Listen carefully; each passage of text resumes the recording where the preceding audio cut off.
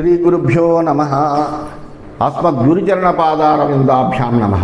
గురుర్బ్రహ్మ గురుర్విష్ణుః గురుర్దేవో మహేశ్వరః గురుస్సాక్షాత్ పరం బ్రహ్మ తస్మై శ్రీగురవే నమః. నిన్నటి మన మహాభారత ప్రస్థానంలో ఈ దుర్యోధనుడికి ధృతరాష్ట్రుడికి మధ్యన సంవాదం నడుస్తోంది. ఎటువంటి సంవాదం అయ్యా అంటే, ఆ రాజసూయయాగ వైభవాన్ని అంతటినీ కూడా చూసి అసహనంతో కుతకుతలాడిపోతున్నటువంటి దుర్యోధనుడు ఏదో విధంగా ఆ వైభవాన్ని అంతటినీ కూడా తన వశం చేసుకోవాలి. దానికి న్యాయ మార్గమా అన్యాయ మార్గమా ఇటువంటి విచక్షణ అతనికి ఏమీ లేదు.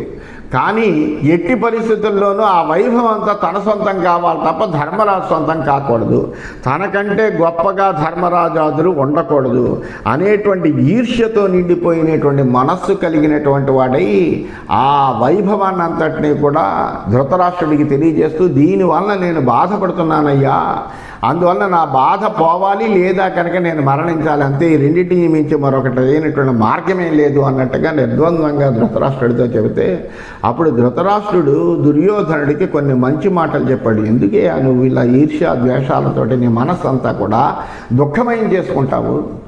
మనిషి అనేటువంటి వాడు ప్రయత్నశీలుడే ఉండాలి, తనకు ఉన్న దాంట్లో ఆనందించాలి. నీకు కూడా కావాలంటే అటువంటి ఒక యాగాన్ని అనుష్ఠింపచేస్తాను నేను, నీకు చేసుకో. అనేక మంది రాజులను ఆహ్వానించి వాళ్ళందరూ నీకు కూడా కానుకలు తీసుకొచ్చిస్తారు. ఆ ధర్మరాజు ఎవరో కాదు, మన యొక్క బంధువే, మీరిద్దరు కూడా సోదరులే కదా. అందువలన అలాంటి నీ యందు ఏ విధమైనటువంటి ద్వేషభావము వాళ్ళకి లేదు, నీకెందుకు ఈ ద్వేషభావము? వాళ్ళకి నీ మీద ద్వేషభావం ఉందంటే దానికి తగినట్టుగా నేను కూడా ద్వేషం పెంచుకుంటున్నాను అంటే కనుక ఏదైనా ఒక హేతు ఉందేమో. కానీ అసలు వాళ్ళు నీ యందు ఎంతో అనురాగంతో ప్రేమతో ఉంటూ ఉంటే నువ్వెందుకు ఇలా ద్వేషంతో నీ మనసును రగిలించుకుంటావు? అందువల్ల ఇది ఎంత మాత్రమో కూడా మంచిది కాదయ్యా అని కొన్ని మంచి విషయాలన్నీ కూడా ఆయన తెలియజేస్తున్నాడు. బాహూని వైతాన్ మా చేత్సీ పాండుపుత్రాస్తథైవతే భ్రాతॄణాం తద్ధనార్థం వై మిత్రద్రోహం చ మా కురు. ఆ పాండుపుత్రులు అనేటువంటి వాళ్ళు నీ చేతులు లాంటి వాళ్ళయ్యా. ఈ చేతులు గొప్ప గొప్ప పనులు చేస్తున్నాయి కదా అని ఆ చేతుల మీద ద్వేషంతో మన చేతులు మనం నరుక్కుంటామా? అలాగా నీ బాహువులైనటువంటి వాళ్ళని నువ్వే నరికేద్దామని ఎలా అనుకుంటావు? అందువల్ల సోదరుల యొక్క సంపదను ఆశించి మిత్రద్రోహం చెయ్యాలని ఎంత మాత్రమో ఆలోచన చేయకు. పాండో పుత్రాన్ మా ద్విషస్యేహ రాజన్ తథైవతే భ్రాతృధనం సమగ్రం మిత్రద్రోహే తాత మహాన ధర్మ పితామహాయే తవ తే పితేషాం. అలాగే పాండుపుత్రులను మటుకు ద్వేషించకు. సోదరులైనటువంటి వాళ్ళ సంపద వాళ్ళందరూ కూడా ఐశ్వర్యవంతంగా ఉంటే ఐశ్వర్యం నీది కాదా ఏమిటి? అందువల్ల ఎందుకంటే మనమందరం ఒక కుటుంబంలో వాళ్ళం, అందువల్ల వాళ్ళ ఐశ్వర్యంగా ఉంటే ఐశ్వర్యం నీదే. అందువల్ల మిత్రద్రోహం చేద్దాము అని అనుకోకు.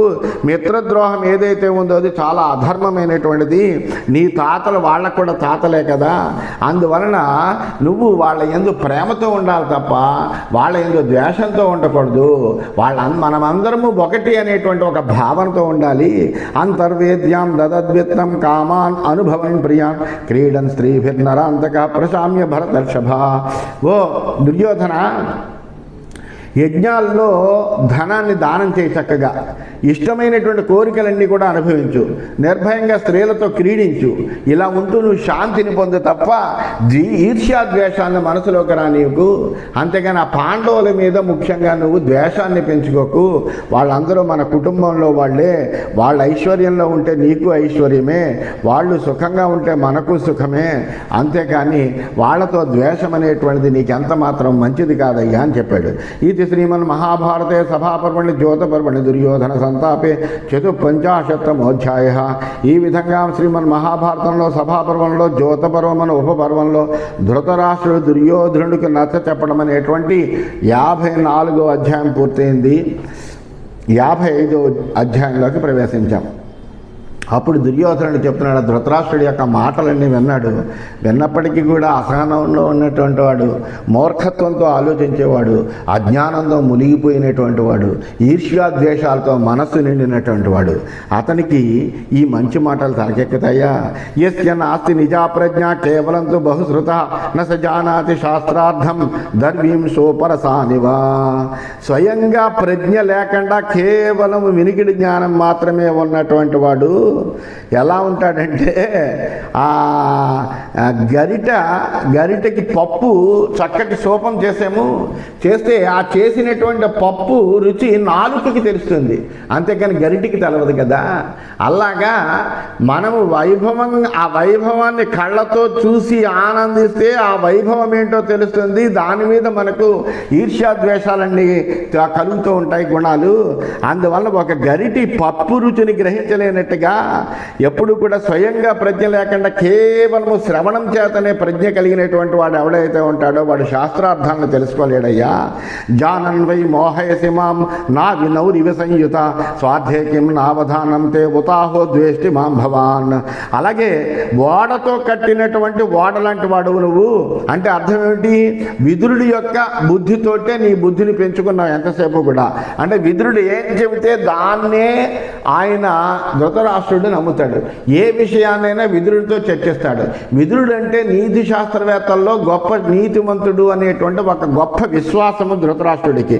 అందువలన అటువంటి వాడు నువ్వు తెలిసి కూడా నన్ను మోహంలో నువ్వు పడేస్తున్నావు. ఇప్పుడు నేను వైభవాన్ని పొందాను అంటే నీ కొడుకు వైభవం పొందినట్టు అది నీ సొంత ప్రయోజనమయ్యా.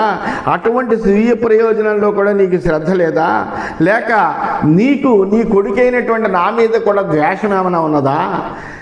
న సంతి మే ధార్తరాష్ట్రాః ఏషాంతం అనుశాసిత భవిష్యమర్థం ఆఖ్యాసి సర్వదా కృత్యమాత్మనః. నీవు శాసిస్తున్నటువంటి ఈ ధార్తరాష్ట్రులు ఎప్పుడు లేని వాళ్ళే అవుతారు. ఎందుకంటే వాళ్ళ ప్రయోజనం గురించి నువ్వు ఆలోచించినప్పుడు ఎప్పుడూ వాళ్ళు వృద్ధిని పొందలేరయ్యా. ఎందుకంటే నువ్వు ఎప్పుడు నీ పనిని భవిష్య ప్రయోజనంగా చెబుతూ దాన్ని దాటవేస్తూ ఉంటావు. మేమేం చేస్తామంటే మేము ఏదన్నా చేద్దామనుకున్నా కానీ మమ్మల్ని ఇలాగా నువ్వు గండి కొడుతూ ఉంటావు. అంతేకాకుండా దైవాధీనాన్ని నువ్వు నమ్ముతావు తప్ప పురుష ప్రయత్నాన్ని అసలు నువ్వు నమ్మవు. అందువలన ఏమవుతుందంటే మేము శ్రేయస్సును పొందలేము. పరనేయో అగ్రనీర్యస్య సమార్గాన్ ప్రతిముహ్యతి పంథానమను గెచ్చేయు కథంతస్య పదానుగాహ. దళానికి ముందు నడిచేటువంటి వాడు ఇతరుల బుద్ధిని అనుసరిస్తే తాను వెళ్ళవలసినటువంటి మార్గం పట్ల మూఢే ఉంటాడు. అంటే నాయకుడైనటువంటి వాడు ఎప్పుడూ కూడా వెనకాల ఉండేటువంటి అనుచర గణాన్ని తాను శాసించాలి తప్ప వాళ్ళు చెప్పినట్టుగా తాను నడవకూడదు. మీరు ముందరకెళ్ళండి, మీరు ఈ పక్కకి తిరగండి అని వెనకాల ఉన్నటువంటి వాళ్ళు ముందరెళ్ళేటువంటి నాయకుడికి మార్గదర్శనం చేయరు.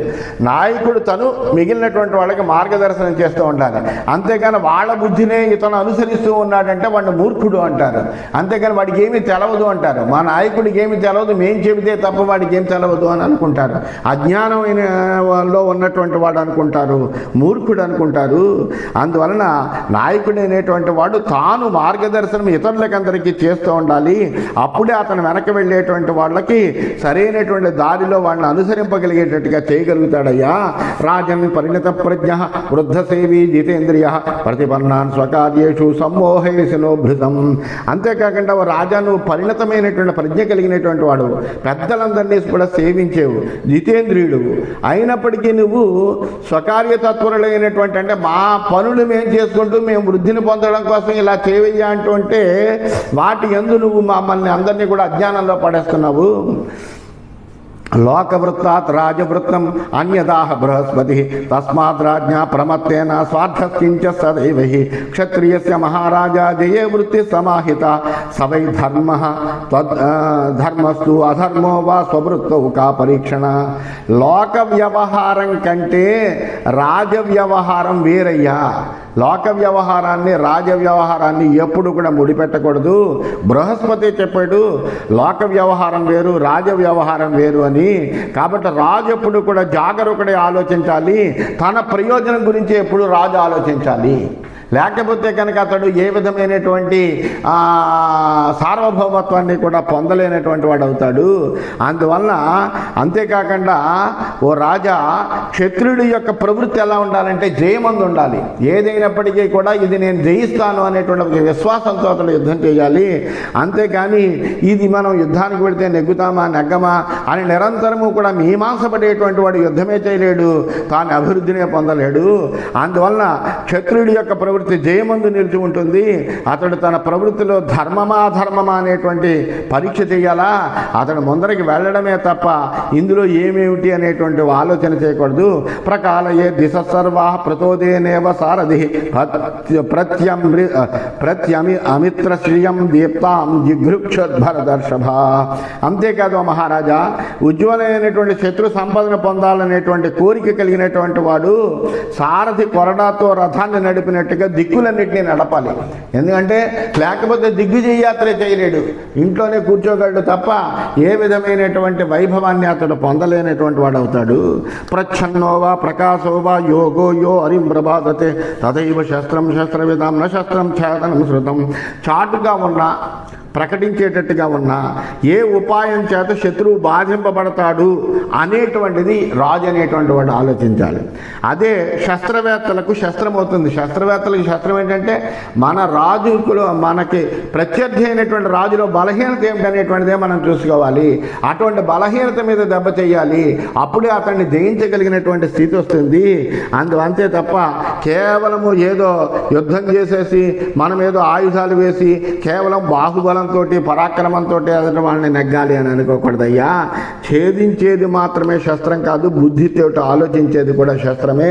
అందువల్ల జాగ్రత్తగా ఆలోచించాలి. శత్రుశ్చే వహి మిత్రంచ నలేక్షన్న చ మాతృక యో వై సంతాపేతి శత్రు స్ప్రోచ్యతే నృప. అలాగే ఇతడు శత్రువు ఇతడు మిత్రుడు అని ఎక్కడ రాసి పెట్టి ఉండదు. మనం వెళ్తూ ఉంటే వరుసగా కొంతమందికి మిత్రుడని బోర్డులు, కొంతమందికి శత్రువు అని బోర్డులు తగిలించి ఉండరయ్యా. అలాగే అది శాశ్వతమైనటువంటి మూలం కూడా కాదు.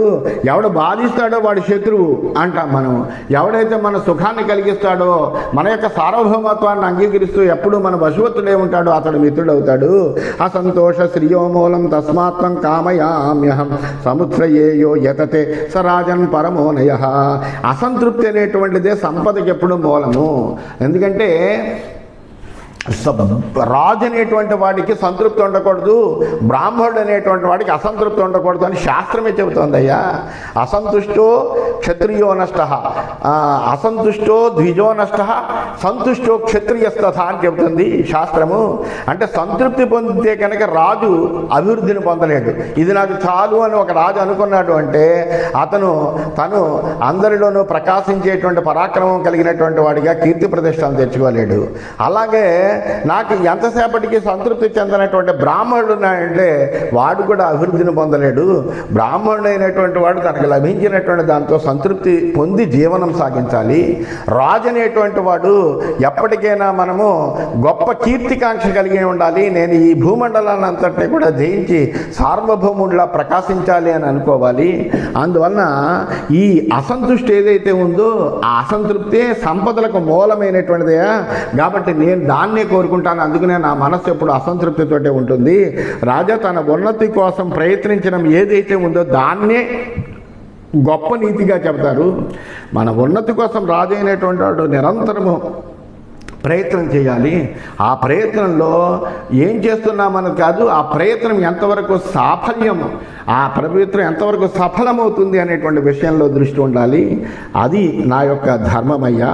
మమత్వం హి నకర్తవ్యం ఐశ్వర్యే వా ధనేపి వా పూర్వావాప్తం హరంజన్యే రాజధర్మం హితం విదు. సంపదను కానీ ధనాన్ని కానీ నాది అనుకోవడం తగదు. ఇదంతా నాది అనుకోకూడదు. పూర్వార్జితమైనటువంటి దాన్ని ఇతరులు అపహరిస్తారు. దీన్నే రాజధర్మం అంటారు. మనం సంపాదించి ఉంటాడు, ఇంకోటి వస్తాడు, వచ్చి మన జయించి మన సంపద అంతా పట్టుకుపోతాడు. అందువల్ల ఎంతసేపు ఈ సంపాదించిందంతా నాది అని అనుకోవడానికి వీల్లేదు.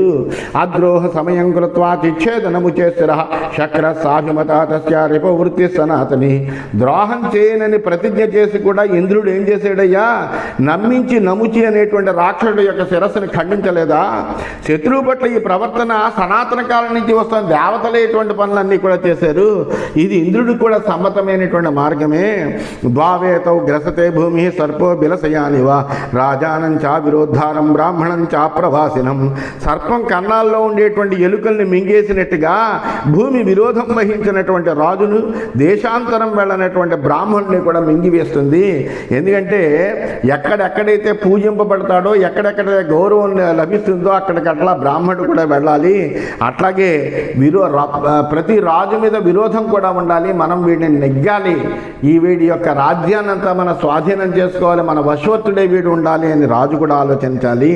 నాస్తి వై జాతిత శత్రు పురుషస్య విషాంబతే ఏన సాధారణీ వృత్తి శత్రుర్నేతరో జన. మానవుడికి ఎప్పుడు కూడా జన్మతః ఎవడు శత్రువు, పుట్టుకతో వీడు శత్రువు వీడు మిత్రుడు అనేటువంటి భావన ఉండదు. ఎవరితోటి కూడా సాధారణమైనటువంటి వృత్తి ఉంటుందో, ఎవరితో పాటు సాధారణమైనటువంటి వృత్తి కలిగి ఉంటాడో అతడు శత్రువు అవుతాడు. ఎందుకంటే ఒకే స్థాయిలో ఉన్నటువంటి వాళ్ళు ఉన్నారంటే ఒకడి మీద ఒకడు ఆధిపత్యం పొందాలి అని అనుకుంటారు. ఆ ఆధిపత్యం పొందాలి అని అనుకునేటప్పటికీ శత్రుత్వం అనేటువంటిది వస్తుంది. అందువల్ల సమానమైనటువంటి వృత్తి కలిగినటువంటి వాళ్ళలో శత్రుత్వం సర్వసాధారణంగా ఉంటుందయ్యా. శత్రుపక్షం సమృద్ధ్యంతం యో మోహ సముపేక్షతే వ్యాధిరప్యాయిత ఇవ తస్య మూలం క్షణత్య సహ. నిరంతరం వృద్ధి చెందుతున్నటువంటి శత్రుపక్షాన్ని అజ్ఞానంతో ఎవడైతే ఉపేక్షిస్తూ ఉంటాడో ఆ శత్రువు అనేటువంటి వాడు విస్తరించినటువంటి వ్యాధిలాగా అతని మూలాన్ని నాశనం చేస్తాడు. అందువల్ల ఎవడైనా అభివృద్ధి చెందుతున్నాడు అంటే మనం ఉపేక్ష చేయకూడదు. ఎప్పుడు కూడా అతన్ని ఏదో రకంగా నిగ్రహించి అతన్ని కూడా జయించగలగడానికి తగినటువంటి ఉపాయం ఆలోచిస్తూ ఉండాలి. అల్పోపి అరిరత్యర్థే అల్పోపి అరిహి అత్యర్థే వర్ధమాన పరాక్రమై వాల్మీకో మూలదైవ గ్రసతే వృక్షమంతికాత్. చెట్టు మొదట్లో పుట్టినటువంటి పుట్ట ఏమవుతుంది, చివరికి చెట్టుని తినేస్తుంది. ఒక చెద పడుతుంది, చిన్నగా ప్రారంభమవుతుంది. ఆ చిన్నగా ప్రారంభమైనటువంటి ఆ చెదని అంటే ఆ పుట్టని మనం ఉపేక్షించామనుకో అది మెల్లగా పెరిగి అక్కడ ఉండేటువంటి చెక్కనంతా కూడా తినేస్తుంది. అట్లాగే ఆ వృక్ష మూలంలో పెరిగినటువంటి ఒక చిన్న పుట్ట ఏదో ఉంటే దాన్ని మనం ఉపేక్షిస్తే కనుక అది ఆఖరికి చెట్టునే తినేస్తుంది. అలాగే పరాక్రమంతో అభివృద్ధి చెందినటువంటి శత్రువు అల్పుడైనప్పటికీ కూడా తర్వాత వాడిని ఉపేక్షిస్తే వాడు సర్వనాశనం చేస్తాడు. ఆజమీఢ రిపోర్లక్ష్మీ మాతేర్రోచిష్ట భారత ఏష భారత సత్యవతం నయశిరసి విష్ఠిత. అంతేకాకుండా మహారాజా, శత్రు సంపద నీకు కూడా రుచించకూడదు. శత్రువులు అభివృద్ధి చెందుతున్నారని నువ్వు కూడా అట్లాగా ఎట్టి పరిస్థితుల్లో అని అనుకోకూడదయ్యా. అందువల్ల శత్రు సంపద నీకు ఆనందం కాకూడదు. బలవంతులకు నీతిని శిరస్సును మోయడం భారమే అవుతుందయ్యా. అందువల్ల జన్మ వృద్ధి వివార్థానం యో వృద్ధిం అభికాంక్షతే యథతే జ్ఞాతిషు సవై సజ్జో వృద్ధిర్హి విక్రమ. పుట్టింది మొదలు పెరుగుతున్నట్టుగా సంపద కూడా పెరగాలని కాంక్షించాలి ఎప్పుడు. అంతేగాని ఇది మనకు చాలు, ఇది ఖర్చు అయిపోయినా ఇంకోరంత ఉంది అని అనుకోవడం కాదయ్యా. ఎల్లప్పుడూ కూడా మనం ఏ విధంగా అభివృద్ధి చెందుతున్నామో మనతో పాటుగా సంపద కూడా అభివృద్ధి చెందాలి. అలాంటి ప్రయత్నంలో ఎప్పుడు కూడా పురుషుడు ఉండాలి. అలాగే జ్ఞాతి జనుల్లో అటువంటి వాడే వృద్ధి చెందుతాడు. పరాక్రమం అనేటువంటిది తాత్కాలికమైన వృద్ధే. ఆ క్షణంలో మన పరాక్రమం చేత మనం వృద్ధి పొందొచ్చు, కానీ సంపద ఉంటే కనుక శాశ్వతమైనటువంటి వృద్ధిని ఇస్తుందయ్యా. నా ప్రాప్య పాండవైశ్వర్యం సంశయో మే భవిష్యతి అవాప్సేవాశ్రితం తాం హి శైష్యేవా హతో యుధి. ఆ పాండవుల యొక్క ఐశ్వర్యం పొందనంత వరకు కూడా ఈ సందిగ్ధం నాకు ఉంటూనే ఉంటుంది. ఆ సంపదను పొందనైనా పొందుతాను, లేదా యుద్ధంలో చావనైనా చస్తాను, కానీ నేను ఇలా జీవించలేనయ్యా. ఏతాదృశస్య కిమ్మేద్య జీవితేన విషాంబతే వర్ధంతే పాండవా నిత్యం వయంతు అస్థిర వృద్ధయః. రాజా, ఇటువంటి జీవనం ఎందుకయ్యా? ఆ పక్కన ఉన్నటువంటి నా జ్ఞాతులైనటువంటి పాండవులు నిరంతరము రోజు రోజుకి అభివృద్ధి చెందుతూ ఉంటే అది అలా చూస్తూ నేను ఇలా దీవించడం అనేటువంటి దానికంటే చావడం మేలు. అసలు ఎట్టి పరిస్థితుల్లోనూ పాండవులు నిత్యము అభివృద్ధిని పొందుతున్నారు, మన వృద్ధి మాత్రం అస్థిరంగా ఉంటుంది. అటువంటి జీవితంతో పని ఏమిటయ్యా? అందువల్ల ఇది నాకు ఎంత మాత్రం రుచించదు అని ఆ ధృతరాష్ట్రుడితోటి దుర్యోధనుడు చెప్పాడు. ఇది శ్రీమన్ మహాభారతే సభాపర్వణ జ్యోతపర్వణ దుర్యోధన సంతాపే పంచాశతమోధ్యాయ. ఈ విధంగా శ్రీమన్ మహాభారతంలో సభాపర్వంలో జ్యోతపర్వం అనే ఉపపర్వంలో దుర్యోధనుని యొక్క సంతాపం అనేటువంటి 55వ అధ్యాయం పూర్తయింది. 56వ అధ్యాయంలోకి మనం ప్రవేశించాము. అప్పుడు శకుని మాట్లాడుతున్నాడు. యాం త్వమేతాం శ్రియం దృష్ట్వా పాండుపుత్రే యుధిష్ఠిరే తప్సతే తాం హరిష్యామి జూతేన జయతాంబరా. శకుని చెబుతున్నాడు అదే సమయంలో, ఓ మహానుభావ దుర్యోధన, ఈ పాండుపుత్రుడైనటువంటి యుధిష్ఠిరుడికి అంత సంపద వచ్చింది, అంత వైభవం వచ్చింది, ఆ వైభవం చూసి నేను సహించలేకపోతున్నాను అంటున్నావు. యుధిష్ఠిరుడికి ఏ సంపదను చూసి నువ్వు బాధపడుతున్నావో దాన్ని అంతటినీ కూడా నేను జోదంలో హరిస్తానయ్యా, నీకు వశమయ్యేటట్టుగా చేస్తాను. ఆహూయతాం పరం రాజన్ కుంతీపుత్రో యుధిష్ఠిర అగత్వా సంశయమహం అయోధ్వా చముముఖే అక్షాన్ క్షిపన్ అక్షతస్సన్ విద్వాన్ అవిశోదే గ్లహాన్ ధనుషి మే విద్ధి శరాన్ అక్షాంశ భారత. ఆ కుంతీపుత్రుడైనటువంటి యుధిష్ఠిరుడికి ఆహ్వానం పంపు. నేను ఏమాత్రం సందేహం లేకుండా సేనాముఖంలో నిలిచి యుద్ధం చేయకుండా కేవలం పాచికలను విసురుతూ ఏమాత్రం నష్టం పొందకుండా, ఇందులో విద్వాంసుడను నేను ఈ క్రీడలో విద్వాంసుడిని కాబట్టి, ఆ విద్వాంసుడు కానటువంటి వాడు కాబట్టి ఆ ధర్మరాజు అతన్ని జయిస్తాను. ఈ పాచికలాటలు ఏవైతే ఉన్నాయో ఇవే నా ధనుసులయ్యా, ఈ పాచికలైన బాణాలు తెలుసుకో, వీటితోటి నేను యుధిష్ఠిరుడిని పాండవుల్ని అందరినీ జయించి వాళ్ళ యొక్క ఐశ్వర్యాన్ని అంతటినీ కూడా జయించి నీకు కానుకగా సమర్పిస్తానయ్యా అన్నాడు. అక్షాణం హృదయం మే జ్యామ్రథం విధి మమాస్తరం. అలాగే ఆ పాచికల్లో రహస్యం ఏదైతే ఉందో అదే నా వింటి నారయ్యా. జోదపు బల్లయ్య నా రథంను గుర్తించు. అంటే ఈ బల్ల జోదమాడడానికి ఏ బల్ల అయితే మధ్యలో పెట్టుకుంటామో అది ఒక రథంగా భావించు. అలాగే ఇందులో ఉండే పాచికలాట్లో ఉండే రహస్యం నా వింటి నారనుకో. అట్లాగే ఈ పాచికల ఆటలైన ధనుసులనుకో, ఈ పాచికలైన బాణాలనుకో. ఇటువంటి విధంగా నేను ఇటువంటి ఆయుధాలతోటి ఆ యుధిష్ఠిరుడిని జయించి అతడి యొక్క ఐశ్వర్యాన్ని అంతటినీ కూడా నేను స్వాధీనం చేసుకుని నీకు సమర్పిస్తానయ్యా అని అన్నాడు శకుని. అప్పుడు దుర్యోధనుడు అంటున్నాడు, అయం ఉత్సాహతే రాజన్ శ్రియమాహత్వమక్షవి జూతేన పాండుపుత్రేభ్య తదనుజ్ఞాతమరసి. రాజా, ఈ అక్ష విద్యా నిపుణుడైనటువంటి శకుని మామ జోదంతో పాండుపుత్రుల నుండి సంపదను హరించడానికి ఉత్సాహం చూపుతున్నాడు కాబట్టి, ఏమీ యుద్ధం లేదు, ఏమీ లేదు కాబట్టి హాయిగా నువ్వు అనుమతించవయ్యా, అనుమతిస్తే ఆ పాండవులకి ఆహ్వానం పంపుతాను అని అన్నాడు. స్థితోస్మి శాసనే భ్రాతు విదురస్య మహాత్మన తేన సంగమ్య వేశ్యామి కార్యస్యాస్య వినిశ్చయం. అప్పుడు ధృతరాష్ట్రుడు చెప్పండి, నేను నా సోదరుడైనటువంటి మహాత్ముడైనటువంటి విదురుని యొక్క శాసనంలో ఉన్నానయ్యా, ఆ విదురుడు ఏం చెబితే అది నేను చేస్తాను, ఎందుకంటే నీతి శాస్త్రవేత్త అతను, అందులో అతడితో కలిసి ఈ కార్యం ఎలా చెయ్యాలి ఏమిటి అనేటువంటిది నిశ్చయం చేస్తాను అని చెప్పాడు. చెప్పి అప్పుడు వెంటనే దుర్యోధనుడు అంటాడు, వ్యపనేషతి తే బుద్ధిం విదురో ముక్త సంశయ పాండవానాం హితేయుక్త నతథా మమ కౌరవ. ఆ విదురుడు ఏమాత్రం సంశయించడయ్యా, నీ బుద్ధిని మార్చేస్తాడు, పాండవుల యొక్క హితానికి కట్టుబడినటువంటి వాడు నా హితాన్ని ఎప్పటికీ కోరడు, అందువల్ల నువ్వు మళ్ళీ నీ బుద్ధిని మార్చుకుంటావేమో. నారభేత అన్య సామర్థ్య పురుష కార్యమాత్మన మతి సామ్యం దయోర్నాస్తి కార్యేషు గురునందన. మానవుడు తన పనిని ఇతరుల సామర్థ్యం మీద ఆధారపడి ఎప్పుడు కూడా ప్రారంభించకూడదు. కార్య సాధనలో ఎప్పుడు కూడా ఇద్దరు బుద్ధి ఒక రకంగా ఉండదు. అందువలన ఏదో ఒకటి బుద్ధిని ఆశ్రయించే మనం కార్యం సాధించాలి అని అనుకోవాలి తప్ప అనేక మంది బుద్ధులతోటి కార్యం చేయాలంటే ఆ కార్యం కాస్త కూడా భ్రష్ట్ అవుతుంది తప్ప సఫలం అవ్వదు. అందువలన ఇద్దరి బుద్ధి ఒకే రకంగా ఉండదయ్యా అని చెప్పాడు. భయం పరిహరన్ మంద ఆత్మానం పరిపాలయన్ వర్ష శుక్లిన్ నకటబత్ తిష్టన్నేవ అవసేదతి. మందబుద్ధి అయినటువంటి వాళ్ళు భయాన్ని పోగొట్టుకుంటూ తాన్ని సంభాళించుకుంటూ ఉండగానే వర్షాలకు తడిసినటువంటి చేపలా ఉన్నటువంటి వాడు నశించిపోతూ ఉంటాడు. అందువలన ఎప్పుడూ కూడా మనము ముందుగా ఒక వ్యూహాన్ని పన్ని ఆ విధంగా మనం ఎప్పుడు కూడా ముందుగానే మన యొక్క ప్రణాళికను సిద్ధం చేసుకోవాలి. నా వ్యాధయో నాపి యమః ప్రాప్తం శ్రేయ ప్రతీక్షతే యావదేవ భవేత్ కల్ప తావశ్రేయ సమాచరేత్. అలాగే వ్యాధులు కానీ యముడు కానీ శుభాలు కలిగే వరకు వేచి ఉండరు. ఎంతవరకు సామర్థ్యం ఉంటుందో అంతవరకు మనం శుభాల కోసం ప్రయత్నం చేస్తూనే ఉండాలి.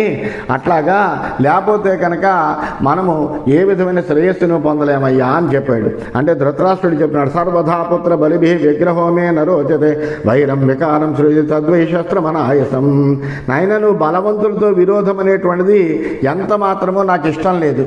ఎందుకంటే పాండవులు మనకంటా బలవంతులు అనేటువంటి విషయము అనేక రకములైనటువంటి విషయంలో ఎప్పటి వరకు కూడా అది సత్యమైంది. మనం చేసినటువంటి అనేకములైనటువంటి ప్రయత్నాలు భంగపడ్డాయి తప్ప వేటిల్లోనూ మనం విజయాన్ని సాధించలేదు. ఇవన్నీ మనసులో పెట్టుకుని ధృతరాష్ట్రుడు చెబుతున్నాడు, నాయన బలవద్విరోధిత ఉంది చూసావా, బలవంతుడితో వైరం అనేటువంటిది ఎంత మాత్రమూ మంచిది కాదు, అది శ్రేష్టమైనటువంటిది కాదు. అందువలన ఈ వైరం అనేటువంటిది ఏంటంటే విరూపాన్ని కలిగిస్తుంది, సృష్టిస్తుంది. అది ఎటువంటిదంటే లోహంతో చేయబడినటువంటి ఒక ఆయుధం లాంటిది. అందువలన అటువంటి ఆ వైరాన్ని మనం పెంచుకోకూడదు. అనర్థం అర్థం మన్యసే రాజపుత్ర సంగ్రంథనం కలహస్యాతి ఘోరం తద్వై ప్రవృత్తంతో యథాకథంచిత్ సృజేదసి నిశితాన్ సాయకాంశ్చ. ఓ రాజకుమార, అనర్థాన్ని అర్థం అనుకుంటున్నావు అంటే ఈ జోదమాడిది మనం నెగ్గాలి అని అనుకుంటున్నావు చూసావా, ఇది అనర్థమైనటువంటి పని. ఈ అనర్థాన్ని నువ్వు అర్థం అనుకుంటున్నావు. జోదం అనేటువంటి అది ఘోరమైనటువంటి కలహాన్ని ముడిపడేలా చేస్తుంది. ఏదో ఒక రీతిగా అది ప్రారంభపడితే పదునైనటువంటి కత్తులను బాణాలను కూడా సృష్టిస్తుంది. అంటే ముందు ముందు యుద్ధానికి కూడా దారి తీస్తుందయ్యా ఇది అని చెప్పాడు. అంటే దుర్యోధనుడు చెప్తున్నాడు, జూతే పురాణైర్ వ్యవహార ప్రణీత తత్రాచయో నాస్తి న సంప్రహార తద్రోచతం శకునిర్వాక్య మధ్య సభాంక్షేప్రం త్వమిహ ఆజ్ఞాపయస్వ. ప్రాచీనులు కూడా జోద వ్యవహారం నడిపారయ్యా, దానివల్ల ఏం దోషం లేదు, యుద్ధం రాదు. కాబట్టి శకుని మాటను అంగీకరించు, వెంటనే ఇక్కడ ఒక సభా నిర్మాణానికి ఆజ్ఞాపించు, ఇక్కడ చక్కగా జోదమాడేటువంటి విధంగా పాండవులను ఆహ్వానం చెయ్యి. స్వర్గద్వారం దీప్యతాం నో విశిష్టం తద్వర్తినాం చాప్యత యుక్తం భవేదేవం హ్యాత్మనా తుల్యమేవ దురోధనం పాండవైస్త్వం కురుష్వ. అది మాకు ఆ సభాద్వారం ఏదైతే ఉందో అది మాకు స్వర్గద్వారం కావాలి. అందులో చెరించే వాళ్ళకు కూడా అలాగే ఉచితంగా ఉంటుంది. ఇలా సమానంగానే అవ్వాలి. పాండవులతో జోదాన్ని నువ్వు ఏర్పాటు చెయ్యి, మిగిలిన వ్యవహారం మేము చూసుకుంటాము అన్నాడు. అంటే ధృతరాష్ట్రుడు చెప్తున్నాడు, వాక్యం నమే రోచతే యత్వయోక్తం ఎత్తే ప్రియం తత్క్రియతాం నరేంద్ర పశ్చాత్తప్సతే తదుపాక్రమ్య వాక్యం నహి దృశం భావిన భావి వచో హి ధర్మ్యం. అప్పుడు ధృతరాష్ట్రుడు చెప్పాడు, అనేక విధాలుగా చెప్పాడు, కానీ అతడు బుద్ధికి ఎక్కలేదు. నాయన నువ్వు చెప్పింది నాకు ఎంత మాత్రము రుచించట్లేదు, కానీ నువ్వు అదే ఇష్టపడుతున్నావు, అందువల్ల నీకు ఇష్టమైనటువంటిదే జరుగుగాక. జోదం ఆరంభిస్తే ఆ పైన నా మాటలు జప్తికి వచ్చే తర్వాత బాధపడతావు. ఇటువంటి మాటలు ధర్మయుక్తమైనటువంటి ఎంత మాత్రమూ కాదు. దృష్టం హ్యేతద్ విదురేణైవ సర్వం వ్యవస్థిత బుద్ధి విజ్ఞానుగేన తదేవేతద్ అవసస్యాభ్యుపైతి మహద్భయం క్షత్రియ దేవఘాతి. బుద్ధిని విద్యను కూడా అనుసరించేటువంటి పండితుడు విదురుడు. అతడికి ముందరే ఇవన్నీ విషయాలు తెలుసు. క్షత్రియుల జీవితాలను నాశనం చేసేటువంటి ఈ మహాభయము అవసుడనైనటువంటి నాకు కలుగుతోంది ఇప్పుడు అని చెప్పాడు. ఇలాగా వాళ్ళ మధ్య సంభాషణ జరిగిందయ్యా అని వైశంపాయనుడు జనమేజయుడితో చెబుతున్నాడు. ఇంకా చెబుతున్నాడు, జనమేజయ మహారాజా ఏముక్త్వా ధృతరాష్ట్రో మనీషి దైవం మత్వా పరమం దుస్తరంచ శశాశోచ్చే పురుషాన్ పుత్రవాక్యే స్థితో రాజా దైవ సమ్మూఢచేతా సహస్రస్తంభాం హేమ వైడూర్య చిత్రాం శతద్వారాం తోరణ స్ఫాటికాఖ్యాం సభామగ్రాం క్రోశ మాత్రాయుతాం మే తద్విస్తారామాసు కుర్వంతు యుక్తాః. ఆ వైశంపాయనుడు చెప్తున్నాడు, జనమే మహారాజా ఇలా బుద్ధిమంతుడైనటువంటి ధృతరాష్ట్రుడు దైవాన్ని పరమ దుస్తరమైనటువంటి దానిగా తొలచి విధివిధాత్తు మూఢచిత్తుడైనటువంటి పుత్రుని మాటపై ఇంకా తప్పనిసరి అయినటువంటి వాడై తన కొడుకు ఎంత చెప్పినా అతను వినట్లేదు.